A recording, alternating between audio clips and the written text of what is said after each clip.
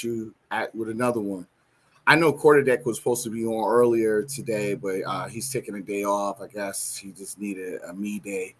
Uh, Shout out to the big bro. I hope everything is going well with him, and I hope he's in good health.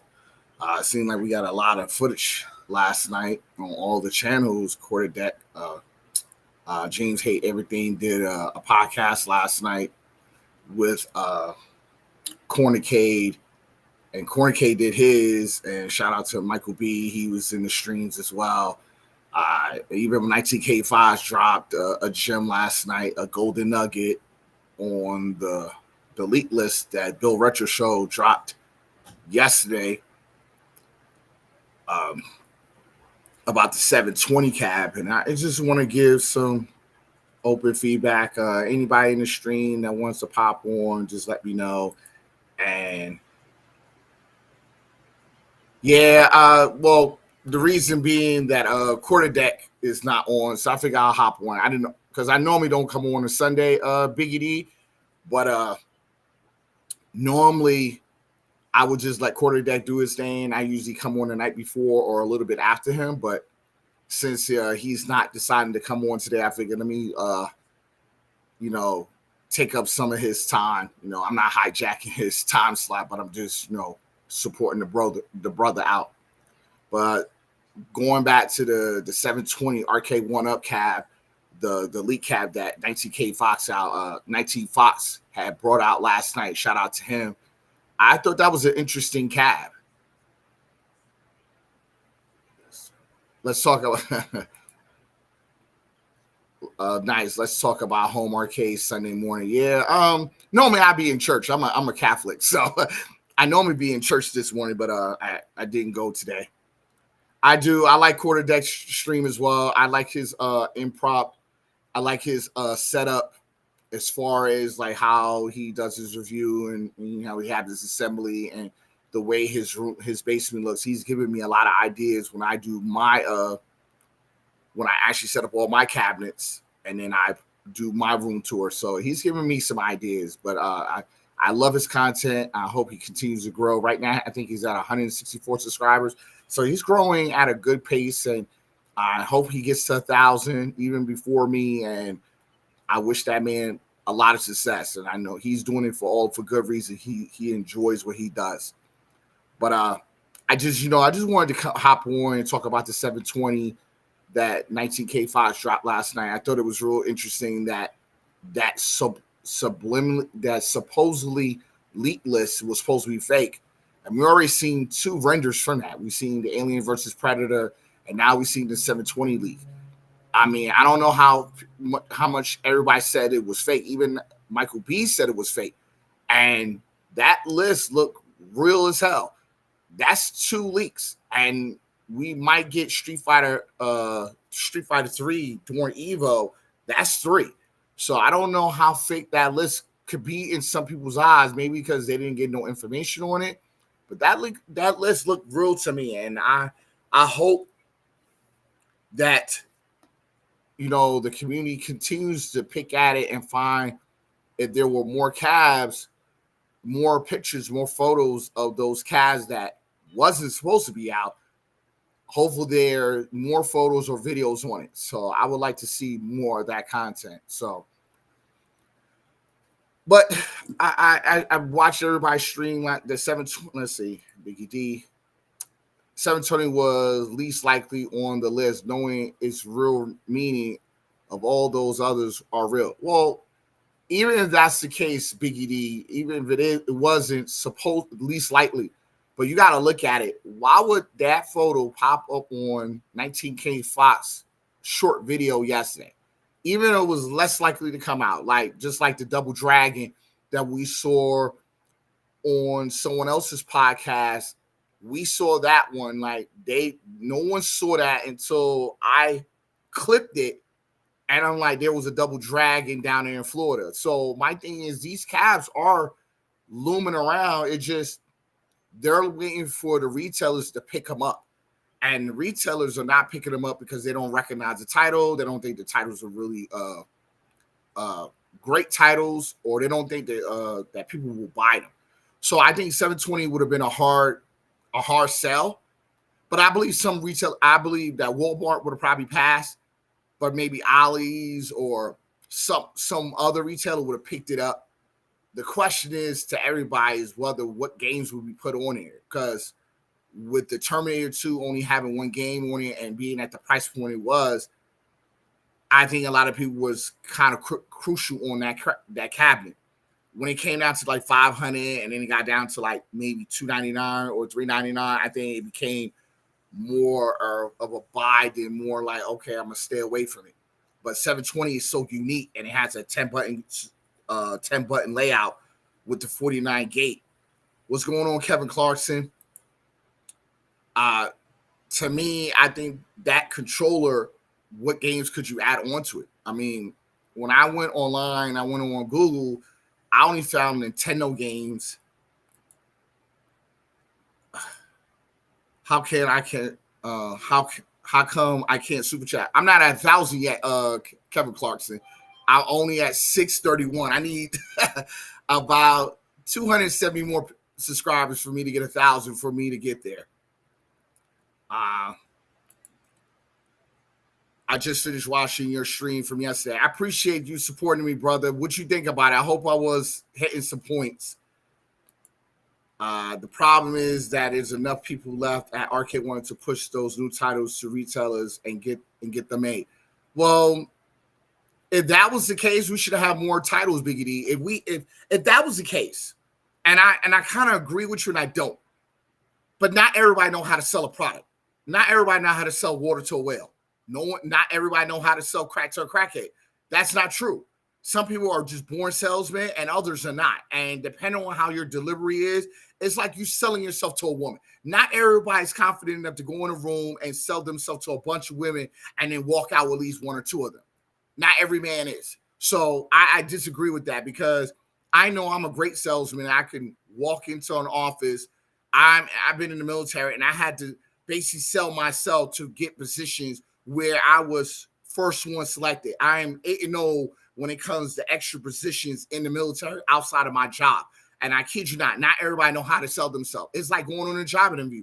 You have to be able to sell yourself, and not everybody does. So I don't agree. I don't disagree with you, but I do agree with you with some of it. Evo Arcade One Up is dead. Yeah, yeah, pretty much. If they don't do Evo, they are dead. Oh God, I thought you only needed 500 subs. Well, you need 500 subs to open up a store to do merch, but then you still need I think you need a certain amount of hours. I don't even have the hours. I think I have like maybe 415 hours of people watching my stuff. So I haven't had a video that actually grew.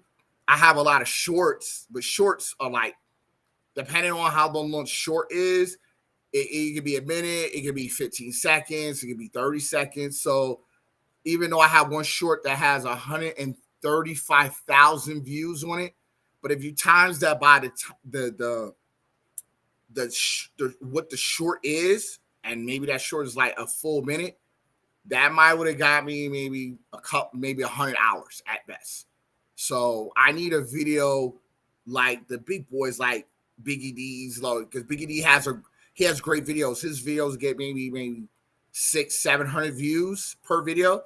I might get 200, 300 at best. So I'm still growing as a content creator, and I just need one subject to grow it out. And once that happens, I think I'll be in there. But I think a room tour would actually benefit my channel, and I think that might expand my fan base a little bit. But until that happens, I'm pretty much comfortable where I'm at and growing slowly. And I'm still learning a process of being a good YouTuber, like Biggie D, like 19K5, like P-Dubs, Michael B. All of them been doing this for a while, and I only been at this maybe a year and a half. So I think I'm pretty good.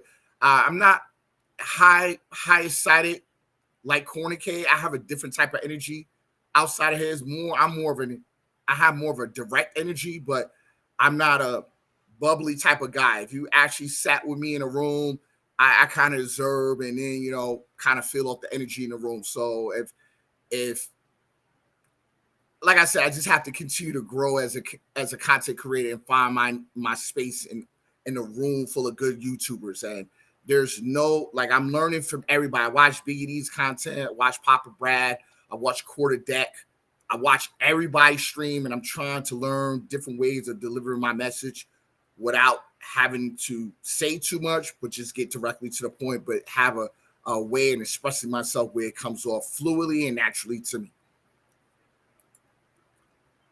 I agree with your points on yesterday's stream. I appreciate it.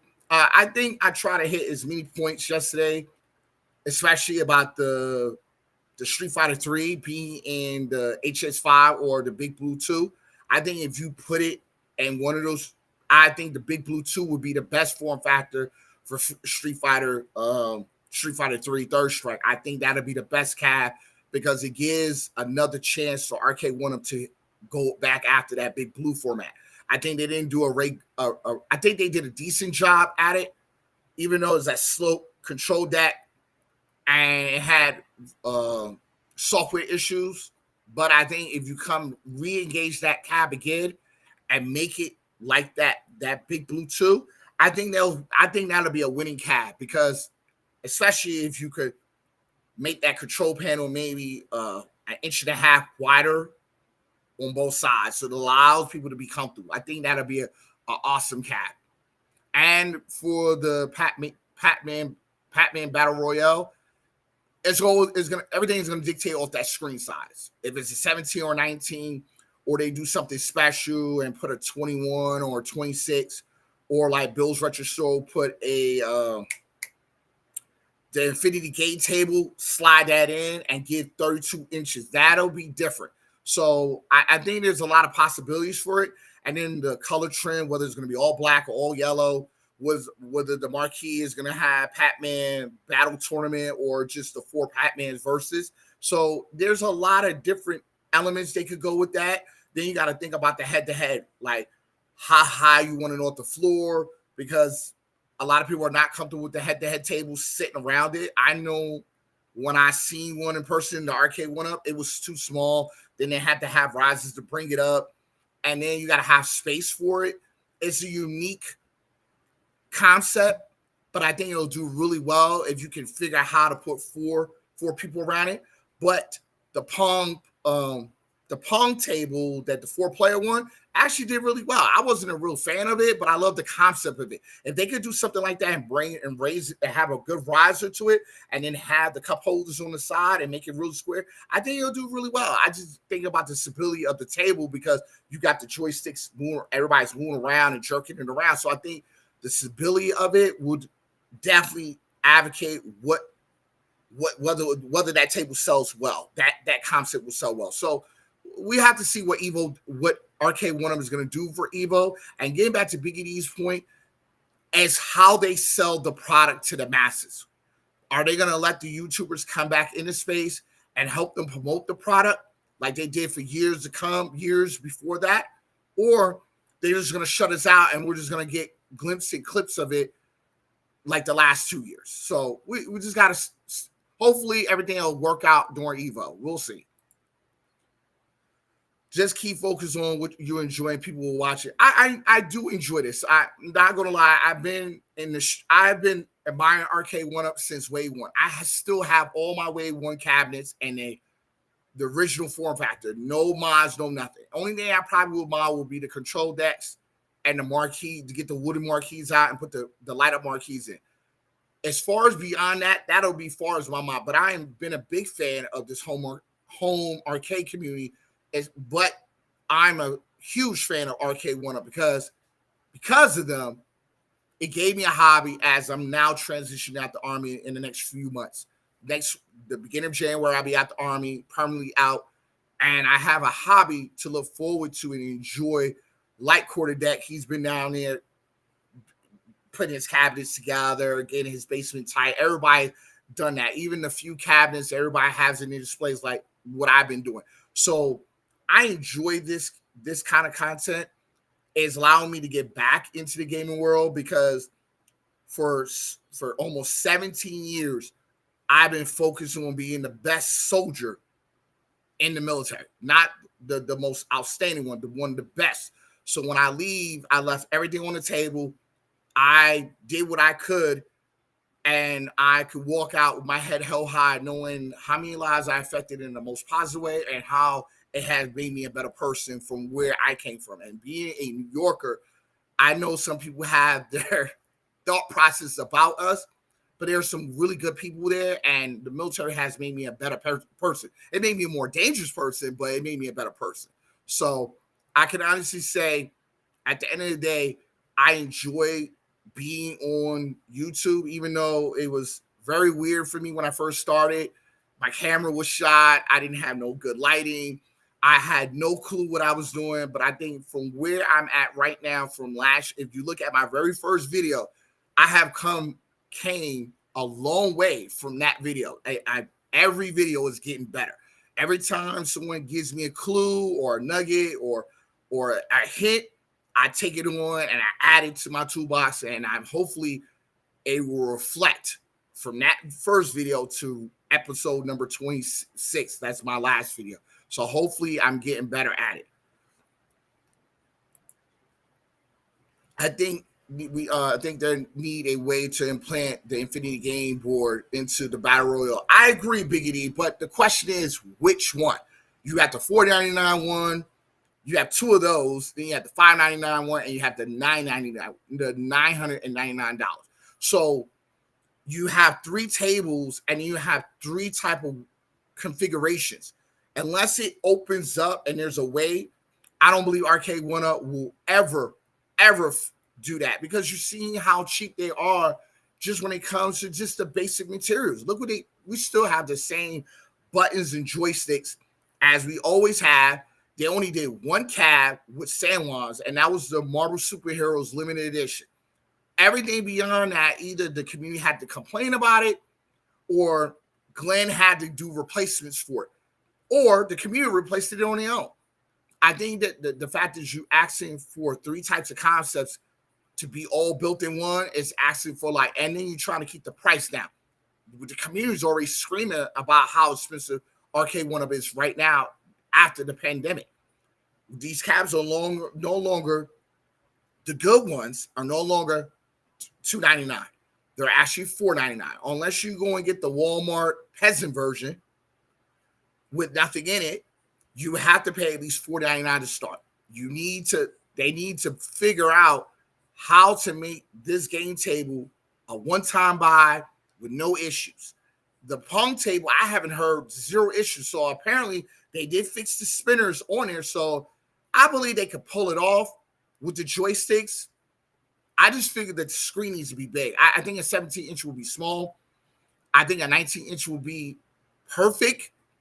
But I'm thinking about the stability of four people playing around that table, and everybody's the wear and tear of the joysticks and the panel itself. So we have to wait and see whether they bring this table out, and then we can ask all the questions. Good man, you're brave to be in the military. Oh no, I'm not. You know who I got more respect for? The firemen that run in a burning building, police officers that wake up and not know they're gonna come home that very night. I respect the paramedics. When you see a lot of hostile things being in the military, the civil servants don't get a lot of respect. Like the garbage man that actually pick up the garbage. A lot of people don't realize how dangerous a actual job is. Basically driving a bus or driving mass transit like the trains. I've been around that my whole life. I have nothing but blue collars around me. Teachers that go into school and try to teach our disrespectful kids. I have a deep respect that anybody that's doing civil service out here, even the regular mailman that's out here delivering their mail every day, you got to process all that mail and make sure that the mail's going, the letters and bills is going in the right mailboxes. We don't give a lot of credit to the people that's outside of the military, but I appreciate you respecting what I do for a living, just like I respect all of y'all. A lot of y'all are in tech, a lot of y'all are in home care, a lot of y'all some of y'all work in the hospitals as nurses, some of y'all work in different sectors of the world, and all of us have a piece that makes this country evolve in the right way. And we're probably one of the last generations that actually appreciate the job we implied. And a lot of us has probably been out of jobs like 20 years, 10 years, some at 30 years, about to retire. I respect everybody that's basically they could get up in the morning, put in the hardest day of work, and make it home to their families and provide food on the table and take care of their children and make sure they be better people for this world. So I respect everybody that's out here that's doing that. So from the military to all of y'all, I appreciate all of y'all supporting all of us. Well, we definitely support all of y'all because when things are needed in the world, we count on this country to help us all out. So it's a two-way street with us. If they do what we could pay all kinds of arcade on. Okay, let's talk about the Battle Royale. I would not put the titles that we already received on that table. Why? And like everybody said, there's a million ways to play Pac-Man on everything. I think they need to get away from the original Pac-Man lineup. They need to get rid of that. They need to get away from Galaxian and Miss Pac-Man and Dig Dug. We have seen multiple cabinets with those lineups. I would like to see a lot more app games on it. There's a lot of Pac-Man app games out there that I would like to see. That'll bring in the kids market. This is the thing. I think Arcade One has hit their head against the wall when it came to the adults. But they not haven't tapped into the younger kid market for kids that are basically little 7, 8 years old that basically go to these pizza places or these amusement parks, and they are not tapping in that market. They need to bring those games into the Battle Royale, and I believe that'll be a killer cab because not only us, a lot of us don't play app games. I know I play puzzle games on my phone, but I'm not really familiar with all the Google or Amazon or the App Store games. And I think that'll be a great way to format those games onto that tablet. So that's just me. I would love to see newer games instead of the old lineups. It's just getting old and tired. I'm tired of seeing Pac-Man on everything. It's sick of it. So I would love to see if Arcade One can pull that off. I worked at a steel mill for a few months, and it was super dangerous. Not for me. I respect those men and women who do it. Yes, I truly respect them. There's certain jobs that everybody can't do. I honestly can tell you, I could never be a nurse. I'm so absent-minded. I'm scared that I might stick myself and catch an STD or catch AIDS up in the hospital. I am scared to be in the hospital. That is one job that I would never take, not as a janitor, not as security, not as anything. I am so scared of being in a hospital. That is like the worst location for me.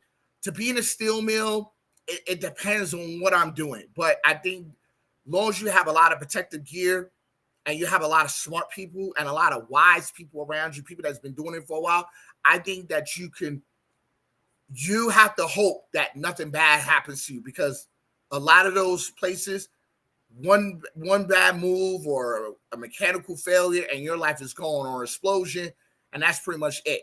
And I think that people that work in those locations in them small towns and in those states that the steel mills or any kind of factories are at, I have deep respect that they're making product that's American made.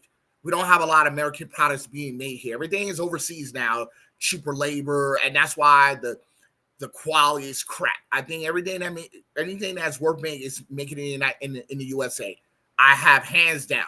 No disrespect to anyone else outside the country, but I feel that when we make stuff, it's long lasting, and and then there's a confidence here in the States with us.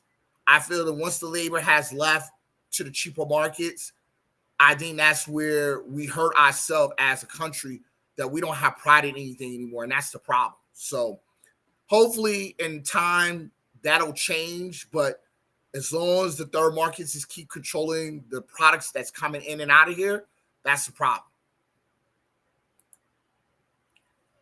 Can you use the military intelligence to find out which Chinese we need more competition? No. John D don't mess with the military.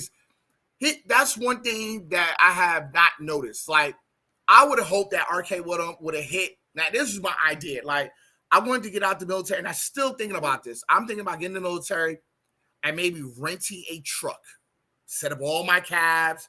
I have actually a Class B license to drive 18-wheelers. And then basically have someone spray paint the truck, Arcade One Up, and hit all the major installations. We have a company called AFES that's control the stores and all the retailers in there. And all I got to do is go to like the post commander and have AV's approval to be out there and demo the cabs. The question is, the problem is, my issue is Arcade One Up, their commercial use is not great. That's the problem. It's more for home use. We have seen commercial uses like the cabs will break down heavily. Like, without parts, I would need extra PCB boards. I would need extra controllers and buttons. And then the fact is, I would probably need I would have a power source.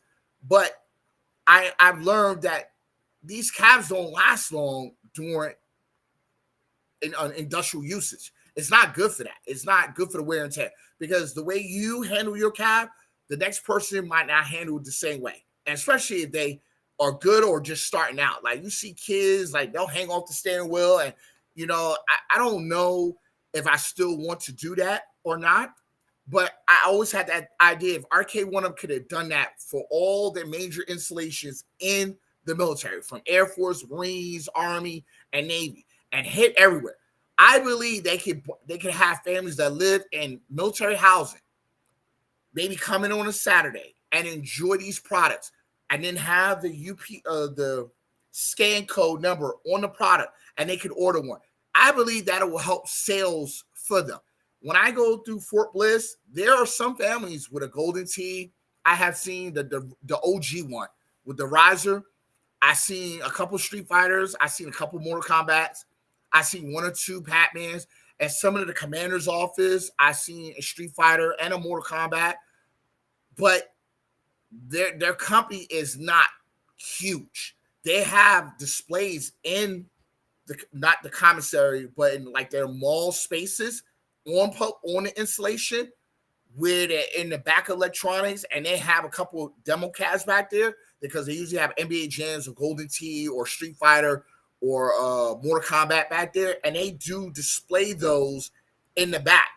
But I feel like there are more titles that a lot of people don't know about. I know when I went to Austin, and I used to do Uber out there, like on my off days, and I would be in a car driving people around, making extra spare money to buy more cabs. A lot of people didn't know that Arcade One Up made a Golden Tee. I had to actually pull out my phone, take my phone off the phone holder, and show them the Arcade One Up site. A lot of people didn't know they exist. I feel like they're not promoted correctly in all the markets. You see the commercials, but I feel like Golden Tee and Big Buck Hunter should be shown in a lot of bars. I just feel like the long-term industrial use of it won't last long. The guns, the PCB board, like there's a lot of things that the whales of this community, a lot of us diehards, know how to repair these products. Because I go in certain barbershops in the hood, and they have the OG first wave, and a lot of the cabs are worn or broken. The buttons don't work. It's horrible. It's horrible as hell. So, but as far as getting John D to tell us information, they're not part of the military aspect. They don't do anything with us at all, unless we combine the two and we have not an ambassador, but a governor that people will choose to hit those markets. And I would say the ambassador will be selected from Arcade One Up, which if they don't know how to talk to the military, they're not going to go anywhere. You need someone that the military will choose as a governor that knows about the product in detail and be able to explain to the masses. That will help Arcade One Up, and just have Arcade employees at those stations where they can answer the little the questions that matter. But I feel like when you have somebody, you need to have someone that truly represents the military and the product in a strong manner. And I don't know if I'm it. I don't know. I know that we have a lot of military service members that retired, still some currently active, some reserves, National Guard, that probably will do a better job than me. I just know how to promote a product. If I'm passionate about the product, yes, I can promote the product and get a person to buy it. So I think in time, we will, hopefully, whoever buys the Arcade 1-Up will basically figure that market out. But there's a lot of other markets that haven't hit yet. So we'll just have to wait and see. What's going on, James? Hey, everything. Love your video yesterday, brother. That was a good video. I loved it. Continue to keep making great content. I hope you watched my video yesterday. I did use your your timeline in my video, and I definitely gave you some love, and I put your hashtag and your channel description in it so people can come in and check you out. So hopefully I can send some subs your way. But great job on the video yesterday. I was definitely surprised so many people was on last night just putting out videos, from 19K5 to yourself, Cornicade and Mrs. Cornicade. I'm very surprised that it was so many people. I thought it was going to be a very quiet night. I thought I was going to get some viewership. And then I noticed that everybody hopped online. So I definitely appreciate all the great content because I'm like, wow, this must be a great night for everybody to pop on. So I'm just glad I was able to get in front of all the heavy hitters. I know I'm a small fish in this great big ocean of the home arcade community, but I was glad to get in front of y'all to get at least some nibbles at the plate. So let's see. There you go. So getting back to the 720, I like that leak list that Bill put out. I think there's more to that list. Goofy Book is wow. First time. Hey, Goofy Foot, just watched Michael B's video this week. It's like being in 2022 again. I'm glad. I'm glad his video did that for you. I just hopefully added on some speculation to it. But I know in my heart, I know Street Fighter 3 is coming. I think that's the one cab I'm definitely guaranteed. But I'm glad the FOMO is like some of the hype, some of the FOMO, some of the excitement is coming back in the field, Goofy Foot. I honestly hope that continues. I hope Arcade 1-Up is noticing that a lot of people are streaming what could be coming during EVO. And I hope they're taking hints to all this because, like I told Papa Brad, this community is not dead. Arcade 1-Up is not dead yet. I believe it's sinking slowly, like the Titanic. And everybody with the violins and they're on the top deck and they're playing it. But I don't believe that Arcade 1-Up is dead yet. I believe they're struggling to figure out what is the next move. Sell the company, get someone to come in and be passionate, and hopefully they can provide this Arcade 1-Up community so we can get another 5 or 10 more years with the cabinets. Because even though the top 50 titles, big bangers are gone, there are a lot of good games that we got in the arcade that a lot of people still want to play on. I know for me, I know a lot of people want to play Mr. Do. I have never played Mr. Do ever, but I would love to be a first time to get that cab and see what it does. See the coloring, the mystery mixed color, that the neon green with the purple and Mr. Do on the side, and see what the marquee would look like. I think that'd be a beautiful cabinet to put in your arcade, especially if it has 4 good games from that company. I think it would do really, really well. And you don't have to put a lot. You could just sell it off the site. Just make 1,000 of them and call it a day. I think that's where Arcade 1-Up needs to go. Smaller quantity and just allow the community to dictate sales. Now, the cab is constantly requested. I believe the retailers will come in and try to bite and try to ask for these cabs at that point. They will. But right now, Arcade 1-Up has a lot of fixing they do, and that's mostly internal right now. Wow, a lot of leaked cabs. Yes, I believe there's two. We know two. I believe, right. We have Street Fighter 3. We have Pacman Battle Royale. We have Track and Field that's been looming around. There's the Predator, Alien versus Predator cab. You still have an XL cab, which some people think is the Miss Pacman by itself in the blue and pink, or is going to be the Classic 81 cab with that's schematics. There's a Golden Tee that might have mixed artwork with another controller. We don't know what's coming. So yes, the hype is definitely there. I can see people foaming at the mouth, hopefully that Arcade One Up come through and smash Evo or get a hotel room and display their whole new lineup. I see people drooling at the mouth. However, we don't know what's coming. Arcade One Up is being very quiet, being very cunning about moving through the room. I think it's a smooth process, and as well as John D has stirred the pot. He has definitely commented on one of my community posts, and I know when he commented on it, I knew I made it. At that point, I know I have somewhat of a voice that he's watching it, and he's responded once or twice on either a Facebook post or something on my page. So I know I'm hitting around something, but I know something is coming, and it has to be something good. Not something big, but it has to be something good. Goofy Foot, I enjoy when everyone gets excited when we know it's not nothing is not happening. Well, we don't know. We don't know. Just because they didn't put nothing out don't mean no one's gonna know. We didn't even know that Fast and Furious was gonna come out until like maybe a couple weeks, and not until a couple weeks into April. We didn't know. It was a lot of speculation. Everybody thought it was gonna be Daytona.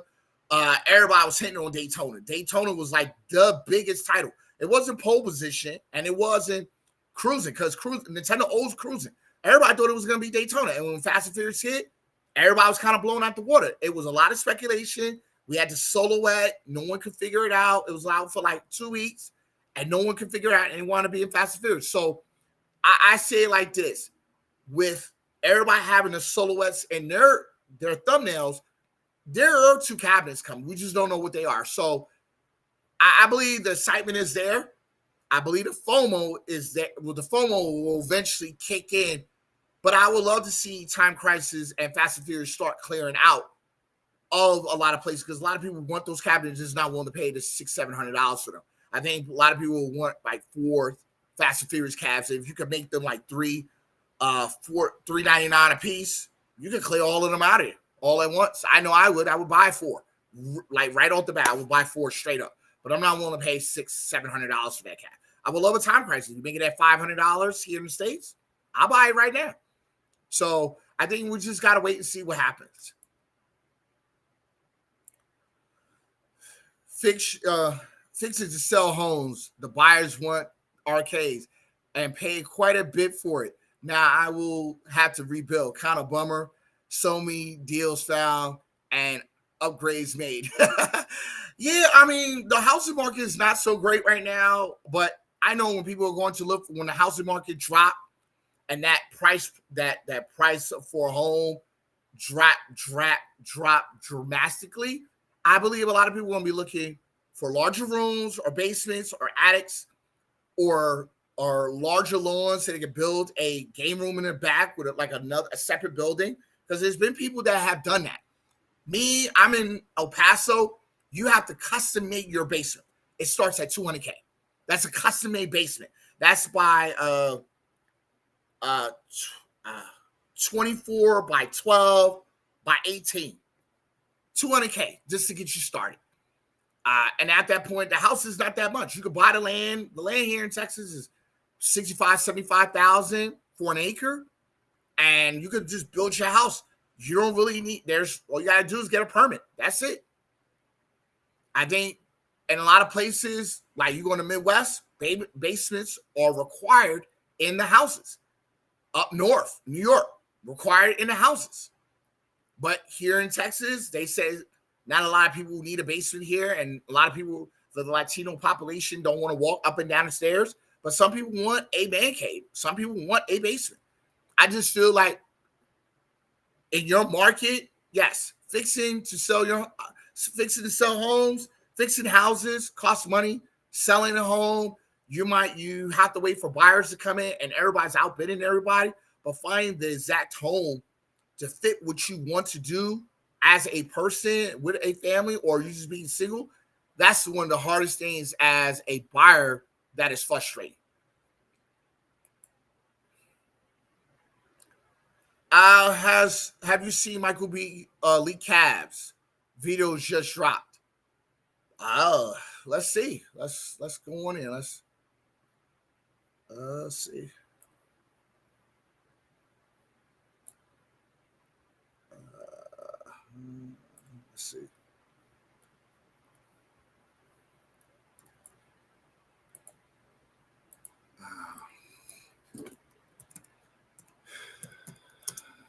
Let me link out one so y'all can see too.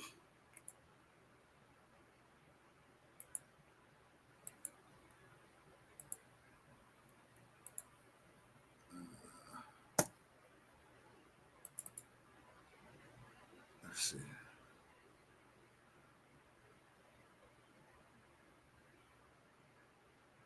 Well, I know 19K Fox is coming on tonight. Everybody going to get on the notification. If you haven't subscribed already, go and subscribe to 19K Fox. Let's see. See, first one.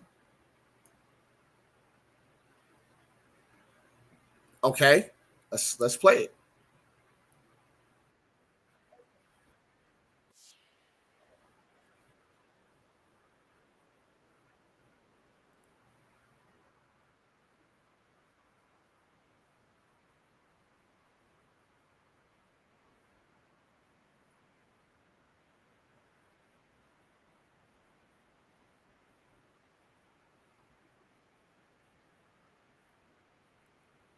Uh, Biggie D, those are prototypes.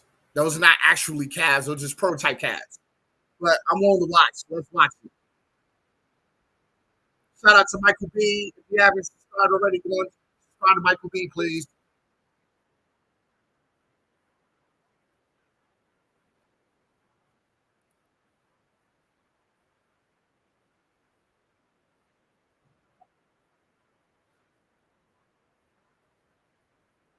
Can everybody hear it?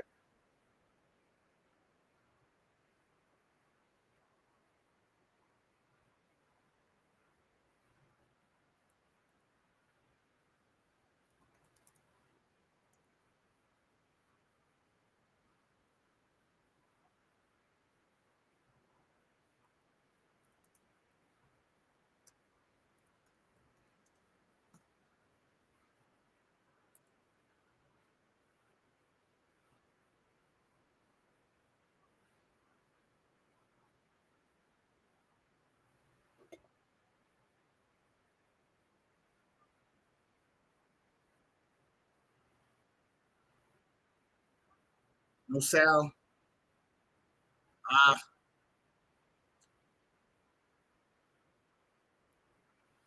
well, I guess my sound for my channel is not included. So if you everybody need to go over there and check out Michael B for his content. I'm gonna go and watch it later on. But I apologize everybody for no sound being included in the video. My apologies. I have to go and fix that. Okay, so I feel like let's go to the last one. So Paperboy, Spy Hunter, Pawn, Smash TV, Batman, Baby K. What the fuck? Why would you want a Baby K? And Medieval Marble, Medieval Madness Pinball. Okay, so I think the Medieval Madness Pinball, I would go to At Games. I would just get their table. The Batman Baby K, I would bring Tato back in play because they haven't been in since Wave 1 and bring them in with Superman and make a variant out of them. But I don't know a Baby K because I don't know the Baby Ks did really well. Smash TV is definitely a holy grail for a lot of people. Pong has been played out too much. I'm tired of seeing Pong. I have no aspirations for Pong. Pong is I know it's one of the OG original games, but I hate Pong. Spy Hunter, I would just make that a one game cab, unless you could get road blasters and both licensees can be comfortable and share the royalties together, and maybe add Paperboy to it. Put all three. I think Glenn's retro yoke would do phenomenal for that cab. If you could put all three of those, I think that cab will work. I think that'll be a heavy hitter right there. Tetris and Cubert. I would love a Tetris cab. I'm a huge fanatic of Tetris. My highest level on a Game Boy for Tetris was level 32. So I'm a big, huge fan of Tetris. I would love if they could get the arcade version and not the console version. There's a difference between one and the other. I would love to have that. That would be great. And they could add all the other Tetris games to it. That'll be a great cab. Cubert, I would love to see that be in fruition. I think that'll be a great cab. But I think what I would do with Tetris and Cubert, I would make party caves out of both of them. I think party caves and have them Wi-Fi connected. I think this will be a really good cab. If you could do the deluxe and then the party cave, I think those would be smashes off the bat. I think Tetris would bring in a whole new market of people because Tetris has such a great following. It does. And that game hits so many different nostalgia points. I think we need to have a Tetris cab. But I don't know if they could get it because I watched the documentary on that cab and Tetris owns it. No, Nintendo owns it. So it's just really weird. And then I know the person that I know there's a company that owns it. The person that owned it sold it, and now there's a company outside of Nintendo. So the royalties is crazy for that company. So I don't know. Tetris would be big. It would have been big. No, it still would.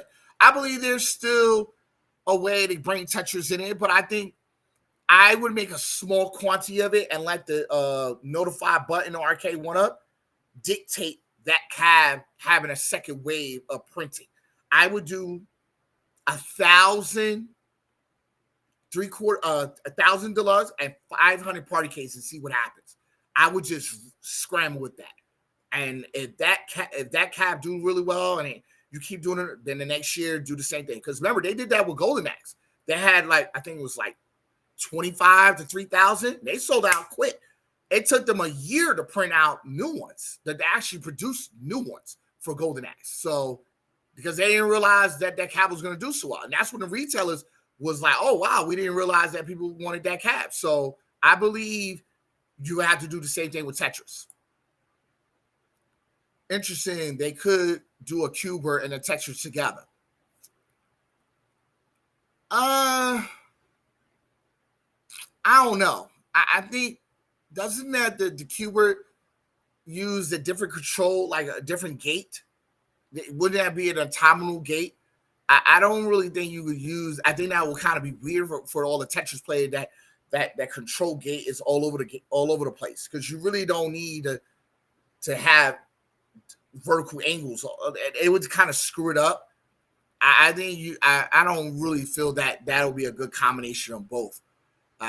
Honestly, I don't think so. It would be a good concept, but I wouldn't personally buy it. I think it would ruin one game and help the other. So no. And then the fact is, who are you marketing that cabinet to? The Tetris crowd or the Cubert crowd? I think it's a good multi-K cab for those two titles, but to have a split title, I see the remix in it, but no Diddy, I don't think that would work. It's like two grown men in a bed together. I don't see it working now.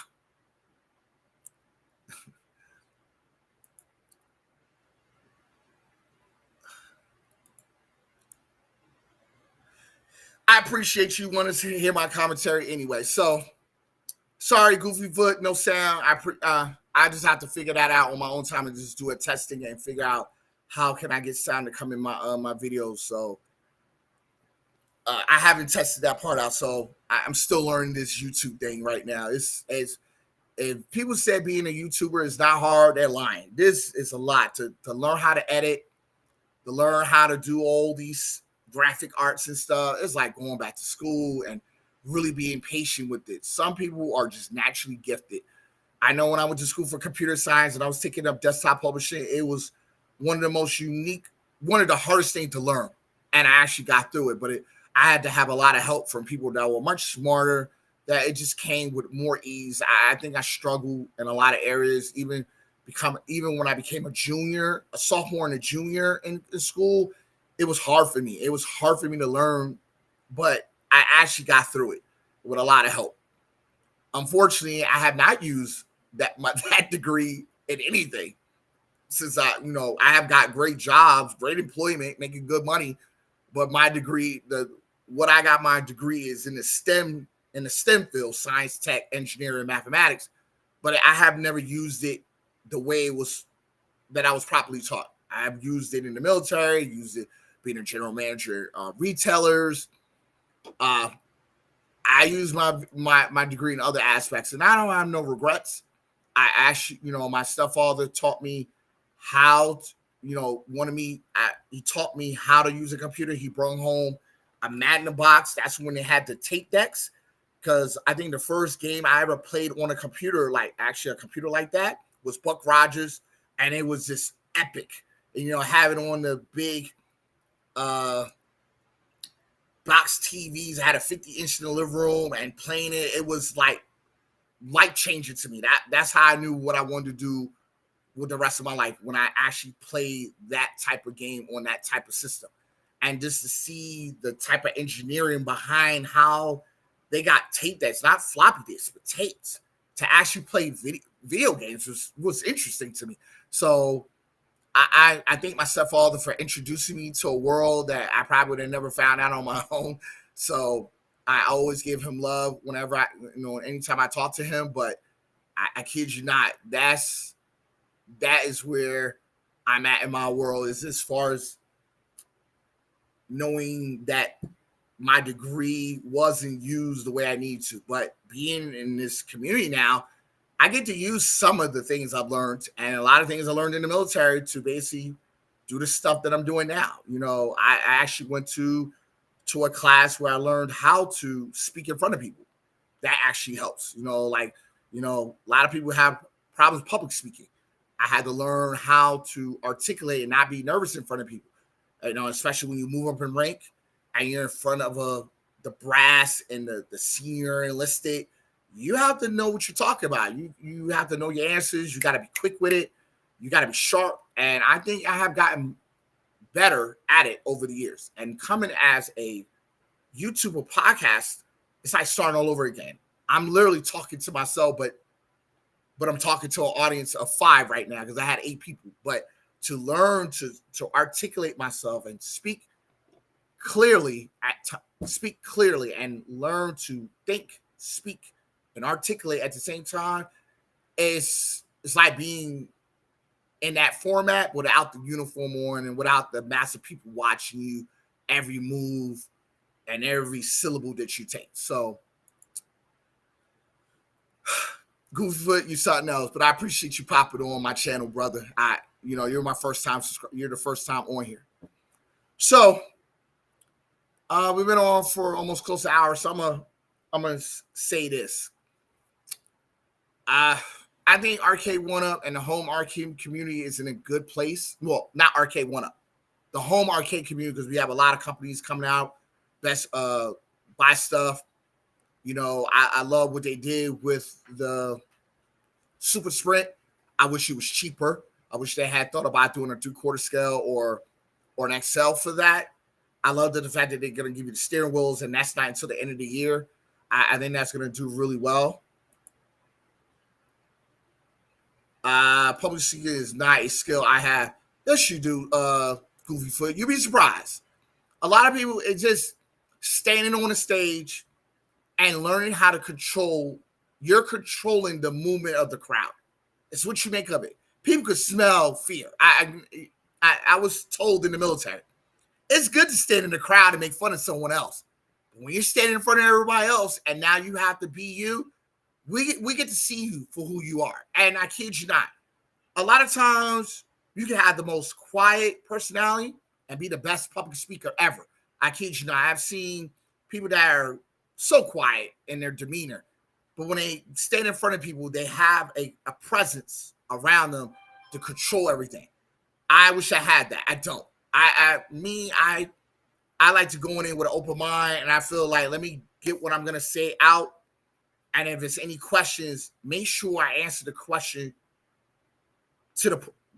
answer the question correctly, and then give you a little bit behind it. So make sure you understand the breakdown of the answer that I'm giving you. As long as you do that, I think there's different ways of delivering what you're saying to the masses. I'm just trying to figure out how I'm going to do that in this setting. That's it. This is a different setting for me. I'm dealing with a bunch of nerds, eggheads, the geeks, you know what I'm saying? This is a crowd of the most smartest, intelligent people on the planet. I want to be able to say that I held my own with the most smartest, advanced individuals, from modding to softwares to hardware Mars to building cabinets. I want to be in that. I want to be in that conversation. When you talk about the great content creators, as far as when you were talking about modding a cat, we talk about Cons R Us, 19K5. When we talk about great content, we talk about P-Dubs, we talk about Michael B. When we talk about overall presence, we talk about Corner K, we talk about James Hates Everything, we talk about Biggie D, we talk about, there's different, we talk about articulating the format, we talk about Papa Brad, we talk about She-Line, we talk about new content creators in it, we'll talk about Quarterdeck, we're talking about PD7. PD7 found a niche as far as his walk and talk. Everyone is uniquely skilled in something. I believe that when it comes to public speaking, you don't have to be the greatest. You just have to have a great delivery. Get your point across, and if people like you, they're going to like you. The question is, you have to be liked in this community and respected for what you do. The fact is, I'm trying to earn both in this community. So it's going to take time for me as well as everybody else. Some people got started before me. Some people started after me. I've looked at, like, when I look at James Hate Everything, he came out of nowhere this year. Great content, beautiful content. And he's already close to 500. And it probably took him a few months. Some people like myself, it took me almost a year to get there. And I was very privileged when I got there. I'm happy about that. But everybody has different deliveries when it comes to public speaking. And it's all about how you direct yourself to the masses and how you deliver your message. And as long as it's delivered correctly and fluidly and everybody takes to it and no one really questions it because they got all the information what you're saying, you're perfectly fine. Appreciate it, Biggie D. Got to see, which politician would you say is more pro-arcade? That who I would vote for. Let's see. What politicians that I've been around? I've been in the governor's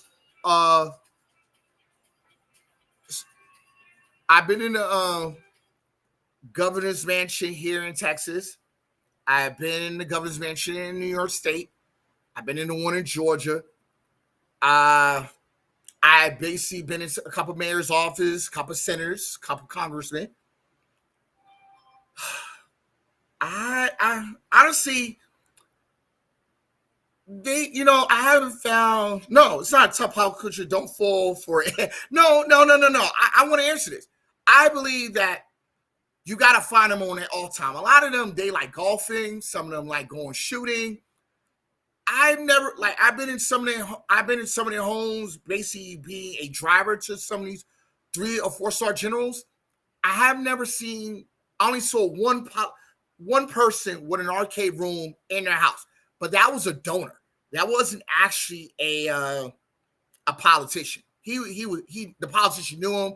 They had a dinner for him, and he had a bunch of arcades down there. And he was very passionate about it. He actually had real arcades. The one that he enjoyed was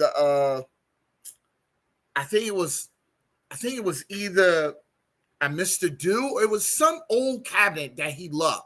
And he raved on. He found it at an auction. He paid like $1,000 for it. Had somebody come in and fix it up for him, and it ran like new. So I kid you not, I don't think any politicians in the video games, because most of them think about making money most of the time. So it's not a tough question, Biggie D. I didn't fall for it, but I was just trying to do some insight. Kevin Clark said, I hope I answered your question, even though you're laughing your ass off right now. But at the end of the day, I think we're in a good space as far as the home community as a market. I'm glad there are more people populating. I would love to see more companies come out with 3/4 scale cabinets, deluxe, XLs. They don't suck. I think that they're trying to have both sides of the room like them, but you can't. Like I was always told, everybody's not gonna like you. I'm sorry to tell you. There's always going to be someone that hates who you are, hates your views, hates your mindset. That's all it is. I believe people hate me on this podcast. Truly don't care. I enjoy doing what I do. And at the end of the day, and I think like any politician, you're not going to get every vote. There's no way you're going to get the massive vote. You're always going to have people that second guess you, or they're going to try to trip you up, or try to manipulate you to think the way they think. And everybody's not going to see it that way. That's why we have so many politicians used to get assassinated in the States. They used to get shot at. That no longer happens anymore because now they have good security. So, and like myself, I'm at the top of the tier when it comes to security. So anytime I go with my general anywhere, his life is in my hands. So I kid you not, we have to stop thinking that the politicians suck. I think the world is evolving in a way that is, and it's getting softer. I think everybody's want to be catered to, and the participation award is more rampant. It's no longer the best. That's what we want. And the people that were just average or low tier, they just had to settle in. Not everybody wants to be great, and they don't care what anybody's saying. And I believe everybody's a politician in some kind of format, but I believe that at the end of the day, politics has changed dramatically from the 60s into now. So we have to understand that this is what it is, and hopefully someone great will come along and change the way the world is shifting to what direction. They don't play video games. No, a lot of them have like Nintendo, like old Nintendos in their house when they were coming up, like when they were on the political race. You see a lot of them, they'll play, like I seen some politician had a Super Nintendo. I seen some politician had a Switch or 64 or a PlayStation or an Xbox. They have certain games they play. A lot of them had chessboards in their like a beautiful chessboard in their office. I believe that as you get older, your mindset change. Not everybody likes to play video games all day. I remember as a kid, I would play video games 18 hours straight. Come home from school, be like this on front of the TV. But as you get older, you have different obligations, and that's growth. I don't believe that they don't want to play video games. I believe that you have different mindset on what's important to you. And when you have a moment or time or a piece and you see your game console, you probably blow the cartridge and pull out the controls and play some Super Mario Brothers, or play some some Halo, or play some Blitz, NFL Blitz, or NBA Live, or some Duck Hunt. So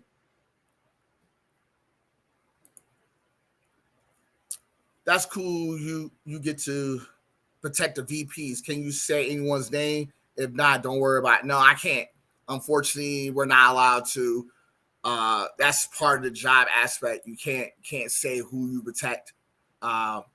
If you happen to see me out and about, I'd probably be in a regular suit, not a black suit, like a regular suit. You probably won't even know that I'm out there protecting him. I've been a part of a team of 29 people, and I remember we were in Austin, and we're going down to Houston, and they sent people down there ahead of time, like they're literally homeless, to sit around the building because they know they're coming, and they have to watch the entire building, roads, everything, watch out if they're doing repairs. They know everything that's happening. They know everything. They're watching. They're monitoring everything. They have weapons on them. They usually have a 9mm and a 45 on them. They'll have a vest, and they're just sitting there watching locations, roads, certain areas, and they're down there for weeks, sometimes months at a time, because they're scared that they don't want their VIP to be targeted. And you'll be surprised. A lot of these individuals get a lot of hate mail, emails, a lot of mail, and they're tracking all these individuals. But you just never know. You always got to be on your P's and Q's. The question is, am I going to give my life for a person? If I'm standing there and I can protect that individual, that's part of the job. Unfortunately, I'm hoping that the vessel stop what's gonna come at me, but you just never know. And being a soldier, you think about not coming home some days. When you're deployed at some of these scariest places, like being in the three triangles in Iraq, and going to these locations, you'll be surprised how dangerous it is. You get mortared every night, shot at on the road. Your Humvees, the glass windows are about 6 to 8 inches thick. The doors got extra plates on it. Hopefully nothing blows up from underneath you, because there are holes in the ground or new spots being buried, trash everywhere. You don't never know what's going to happen. So it's scary, but I enjoy what I do, and it's not something I thought of doing as a kid. Honestly, I thought I was going to be some computer geek nerd in some computer office, just doing a regular 9 to 5. But if I wouldn't change it for nothing. I enjoy it, and I'm just happy this is almost over. If worrying case scenario happens, hopefully not, who will get your arcade machines? That is a fucking good ass question. It's a good question. I do have a son. He don't fucking play my arcade. He likes my console games. I have, I'm gonna probably take a picture of it. I have a bunch of green top boxes from the Army, and all my console games is in original boxes. It's in those totes. They're like plastic totes, not the one like if you go to Home Depot, you see those big black totes with the locks on it, the real big ones. I have green ones like those, and all of them are in there. Unfortunately, I have a friend that's in New York. She knows who she is. She knows that I would donate. I told her if something happened to me, I would want her to donate these to the Children's Hospital in Queens. My nephew used to have cerebral palsy, and on like sometimes they would give my mom a break when she used to be his caregiver, and he used to go in there and they used to watch him for like a week, and he just seemed like a happy child. And in their lobby, when you come in there, it would be arcade cabinets along the wall, like console cabinets. I would donate all my cabinets to them. Honestly, to see the smile on his face was the motivation of me to come in the military, because he was my everything when I was a kid. Like he was such a happy kid. He died when he was 3 years old, and that was like a pain that never went away. So for him, I would donate all this in his name. I felt like they took such a good care of him. And the kids that come in there that are basically left, like some parents just threw their kids away because they were deformed or their organs wasn't fully developed. I would just give it to them. I would hope they would get the same type of joy that my nephew gave me. These cabinets would give to them. So I would hope that's where my cabs would go. My son don't want none of this stuff, and he's just trying to figure out his life. He graduated this year, so his life is in front of him, and I don't think he wants this. Not right now. He's mostly in the Xbox and PlayStation, so he's a console kid. So that's what would happen to these cabinets if something did happen to me. I believe that not everybody's going to have the same joy or have the same room. And New York apartments are very small for the price they offer. And for where I'm at in Texas, my apartment is massive. It's huge for what I'm paying for. For 1,000 square feet, I pay $650 for my apartment for a 2-bedroom. That's what I'm paying down here. That's why I'm going to stay here in this part of Texas. And the houses are just as cheap, but they have good builders here. And I want to stay in this part of Texas because the community is great. And I believe I could buy a lot of land for nothing and build my arcade the way I want to. So Arkham Asylum is what I'm calling it. It's going to be epic. I promise you I'm going to put a lot of pride and a lot of money into it. And I got a lot of money to put behind it. So it'll be my major project when it comes.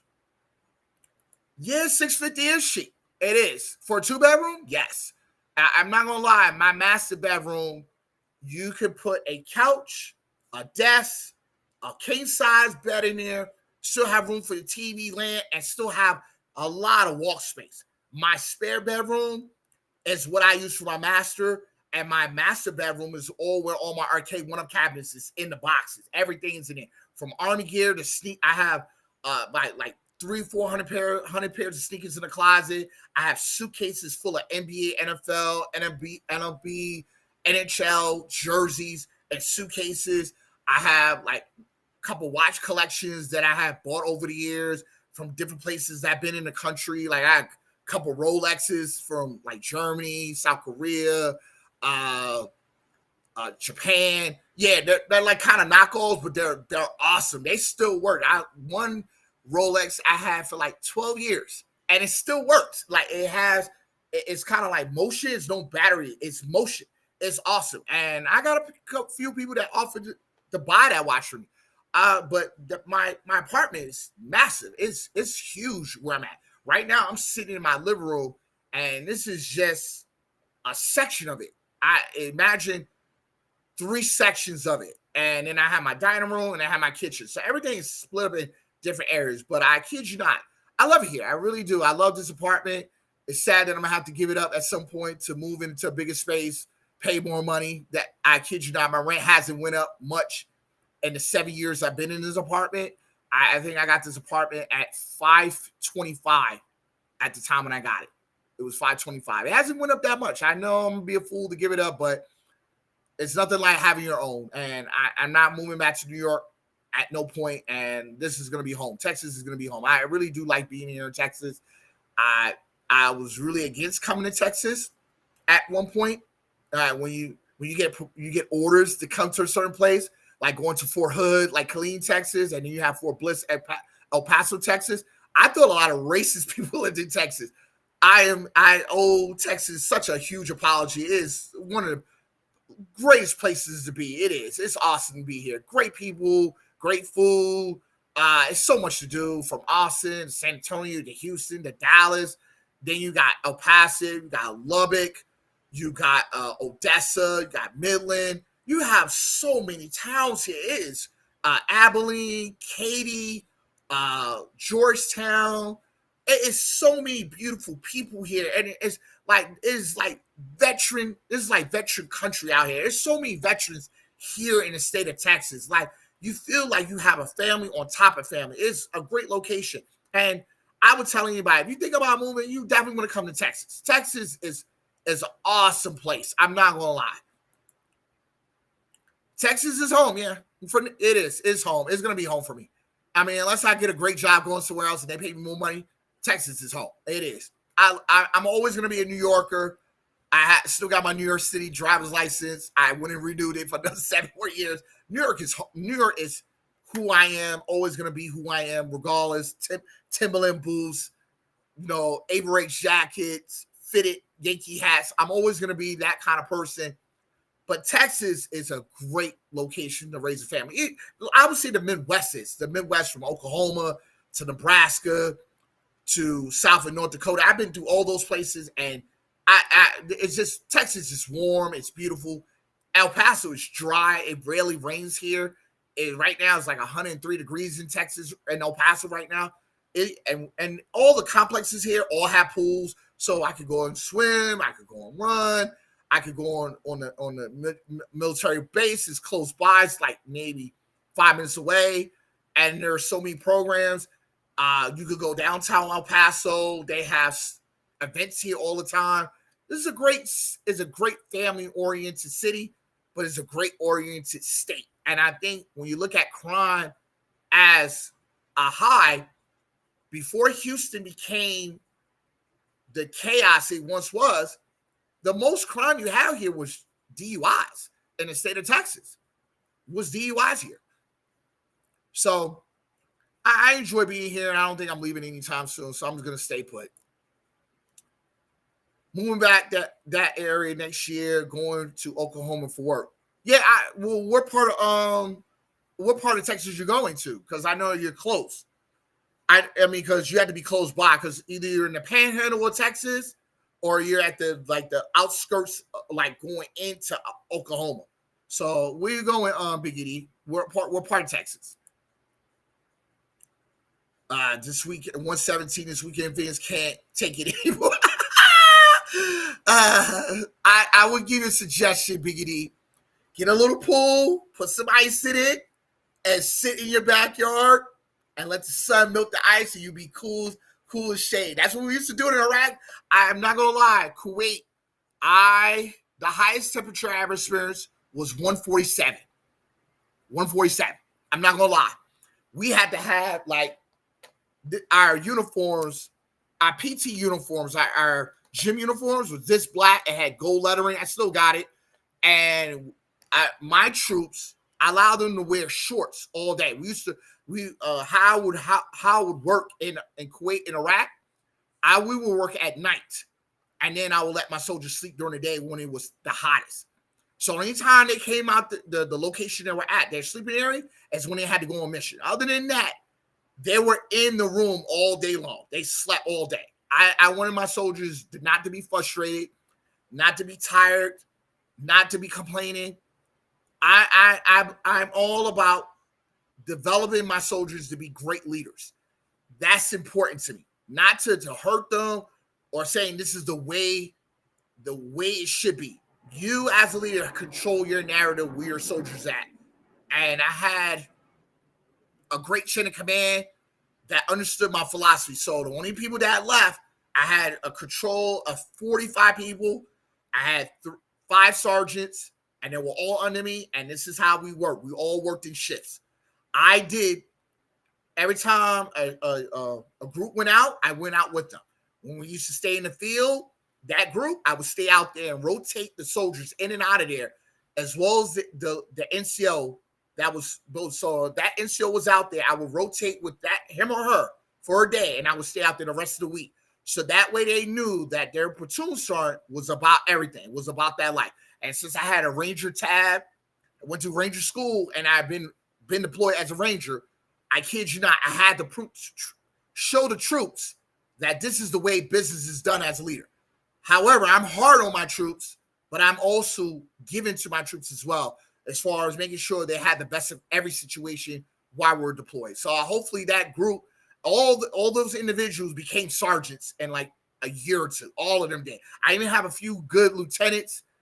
One just became a captain. He's about to become a captain. So all of them, they're still here on Fort Bliss right now. And I kid you not, they're waiting for, like, when we did my going away party, they all said some crazy stuff about me, but it was all good and fun, and I enjoyed the time that I was there. But 117 is not is a high here in the States, but 147 is like an oven. It's literally an oven. Imagine the airplane fans hitting you. That is what 147 feels like. I was born in Texas, born in San Antonio. I'm a military brat, live all over the United States. I am also a military brat as well. My dad was in the Navy. He was in the Navy for 22 years. I was born after the fact, but I got to see some of my family. Well, my uncles, when I came in the Army, they were still serving. So a couple of aunts and uncles were still serving. My dad got out. So I'm technically a military brat in some form or fashion. My son has never experienced military life at all. He's been a New York kid his entire life. He came down here once, said the shit sucked. I sent him back in like 2 days. So he hated down here. OKC. So you're going to Oklahoma City. Okay. Well, what part of Texas are you going to be living at, Biggity? Like, I know that's where your job is at, but where are you going to be located at? You and Biggity could be roommates in Texas. Well, Texas is huge. Texas is massive. From here, from El Paso to Houston, it's 16 hours. From here to Austin, 10 hours. Here to San Antonio, 7 hours. Here to Dallas, I think it was 9 or 10 hours. Yeah. I drove to all locations in Texas. I kid you not. Drove to Lubbock. Lubbock was 5. Drove to Odessa was 3. Drove to Midland was 5.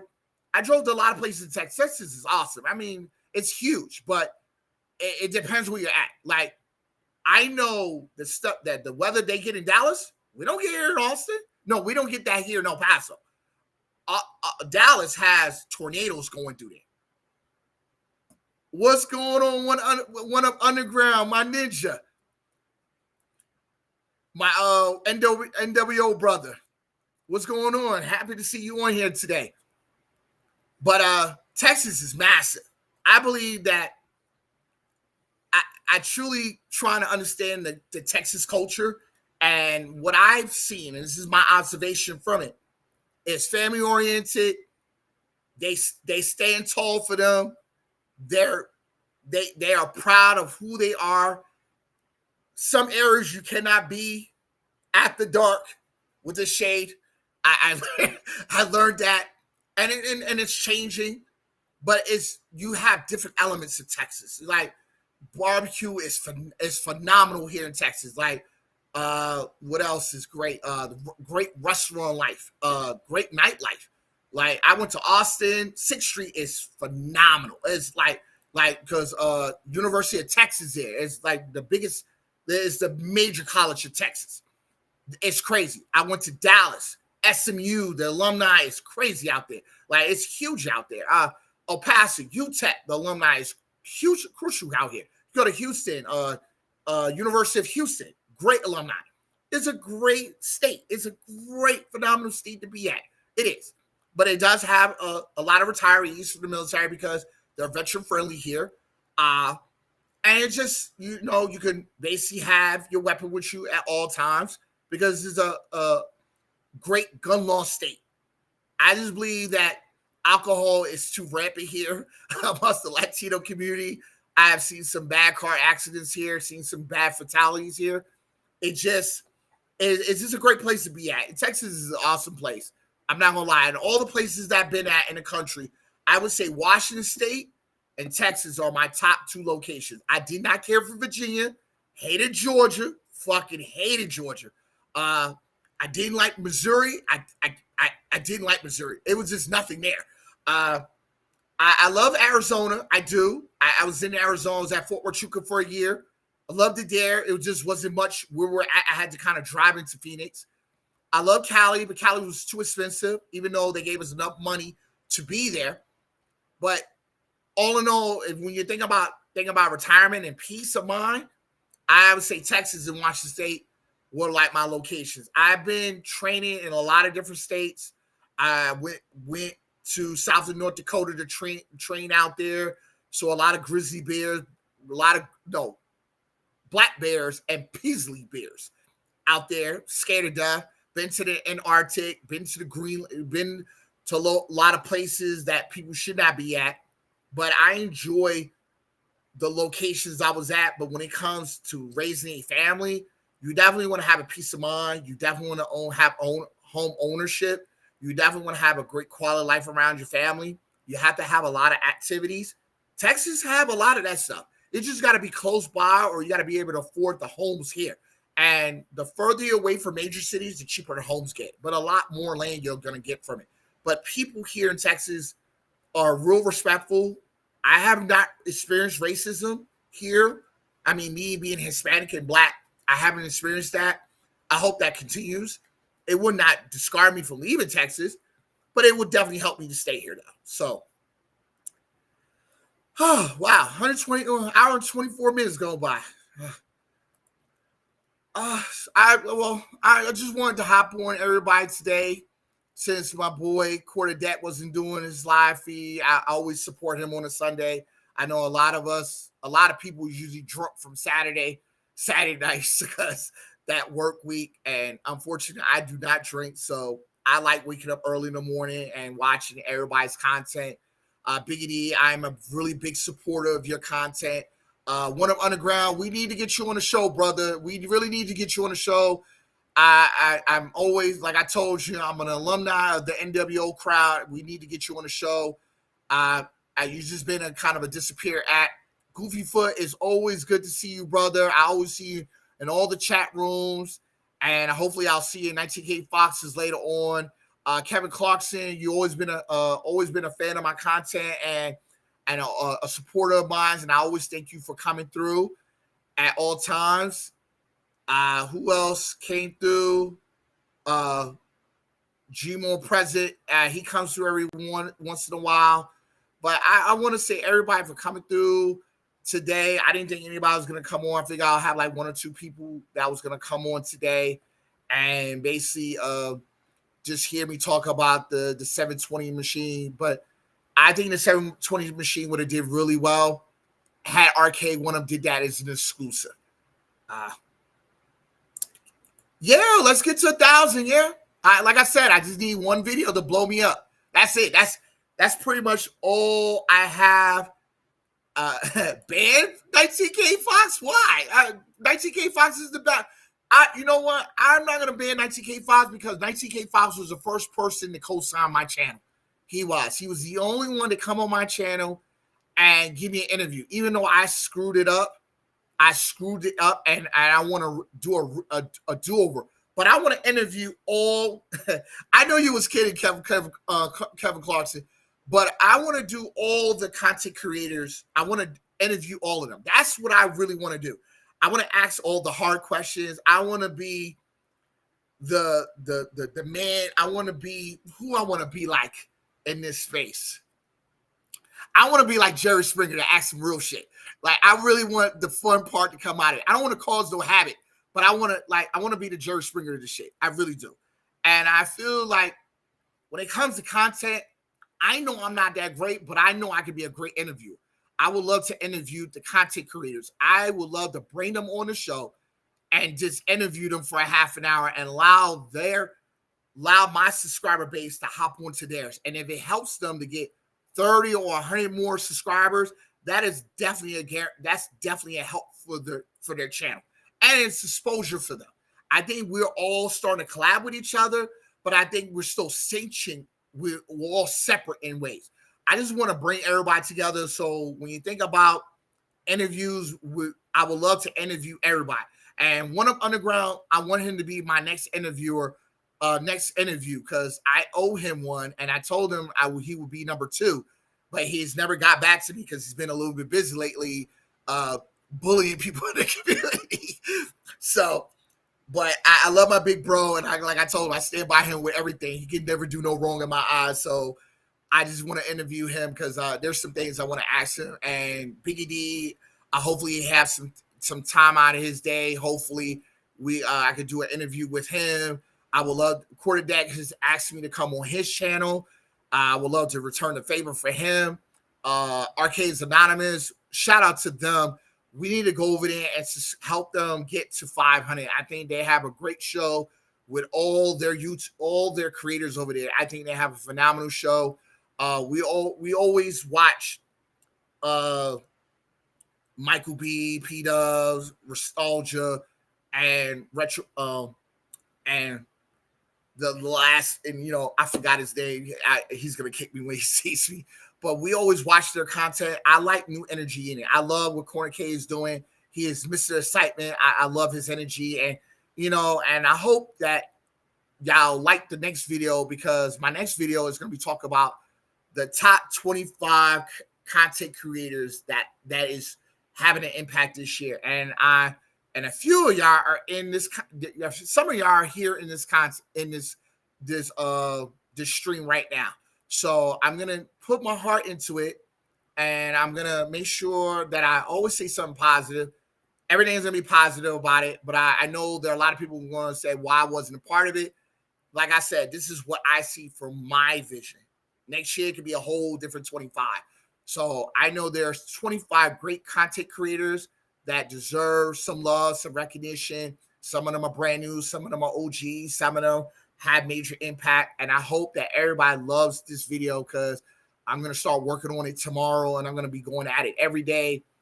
every time, all day, every day until I get everything right. I don't know if I'm gonna probably do a video. I can't do a live feed because I'm gonna need the graphics to go with it. So, and I'm trying to think of a concept. I was thinking about doing a Royal Rumble type aspect, having everybody come down to the ring and just fight it out. But I was like, that's too much. I might have something small and something nostalgic where it'll just advocate for everybody. No, I'm not part of that 25. I don't view myself like that. And when I say top 5 dead or alive, I'm not part of that. I would never allow myself have a big head like that. I would want the community to say that I'm part of that crowd, and it will be an accomplishment to be a part of that. But this is what I see from my eyes as a fan. I'm a fan of everybody in this community, whether you think so or not. And I don't watch you all the time. I always watch your content, from She Lion to Papa Brad to Biggie D to Corner K. I watch everybody's stuff, and I'm learning and watching everybody. So I'm gonna end it here. And today's Sunday. Hopefully everybody's wife or girlfriend or family is making that Sunday dinner. I wish everybody a great work week. I wish everybody to be safe out there. Enjoy your summer. Everybody stay safe. And if you